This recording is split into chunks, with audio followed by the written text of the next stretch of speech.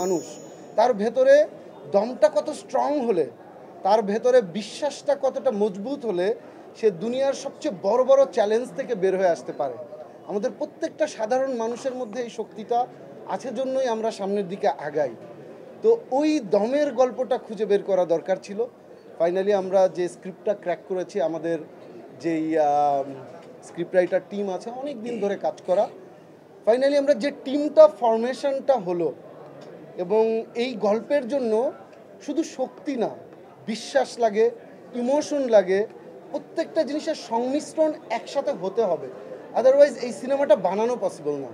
কোনো কোনো সিনেমা বানানো হয়তো যায় বাজেট থাকলে, কোনো কোনো সিনেমা বানানো তো হয়তো যায় একটা ভালো চিত্রনাট্য থাকলে, কিন্তু দম এমন একটা সিনেমা এটা বানানো পসিবলই না শুধু বাজেট, শুধু চিত্রনাট্য, শুধু ক্রু থাকলে। এটার জন্য একটা অন্য শক্তি দরকার, অন্য বিশ্বাস দরকার। এবং আমি বিশ্বাস করি আমাদের টিম এখানে যারা যারা এখানে আপনারা দেখতে পাচ্ছেন এবং এই পর্দার বাইরেও যারা যারা আছেন, প্রত্যেকে ওই বিশ্বাস থেকে কাজগুলো করছে। এবং এমন একটা দুর্গম, অনেক চ্যালেঞ্জিং লোকেশনে আমরা কাজ করব, অনেক চ্যালেঞ্জিং টাইমে আমরা কাজ করব, যেই চ্যালেঞ্জিং টাইমটা আমরা কখনো ফেস করি নাই। তো এটা না সবার দোয়া, আশীর্বাদ, বিশ্বাস, এই সব কিছু একসাথে সংমিশ্রণ হলেই দমটা ঘটবে। দমের প্রথম ঘোষণা যখন আসে আজ থেকে 1.5 বছর 2 বছর আগে, ওই দিন থেকেই কিন্তু সোশ্যাল মিডিয়াতে আপনারা নানানভাবে দেখছেন অনেকগুলো অভিনেত্রীর নাম। আমি সবার প্রতি রেসপেক্ট রেখে বলছি, সবার কাজ আমি পছন্দ করি, কিন্তু দমের জন্য এমন একটা চরিত্র প্রয়োজন ছিল যে চরিত্র আমরা নিজেরা সবাই একটা নতুন একটা দুনিয়ার মধ্যে দিয়ে আমরা যেতে যাচ্ছি দমে।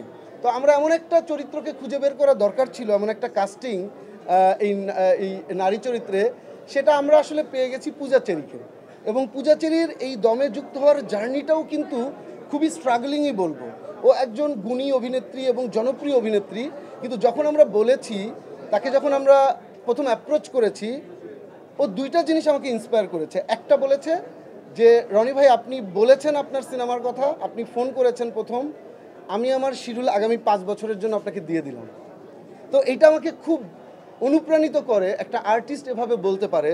এবং এরপর আমি বললাম যে তোমাকে কিন্তু অনেক চ্যালেঞ্জিং একটা জার্নির মধ্যে দিয়ে যেতে যাওয়া হবে, তোমাকে অনেকবার অডিশন দিতে হবে, অনেক কষ্ট করতে হবে। তো পূজাচির এটা করেছে এবং ফাইনালি আমরা অনবোর্ড হয়েছি। তো আমাদের আর্টিস্টের যে সিলেকশন, এটা এখন যেটা দেখতে পাচ্ছেন সেটা, এবং আমাদের জন্য দোয়া করবেন। যাদের কথাই শোনা যাক তাদের প্রতি আমি সম্মান রেখে বলছি, অবশ্যই কখনো না কখনো আমরা আবার কাজ করব।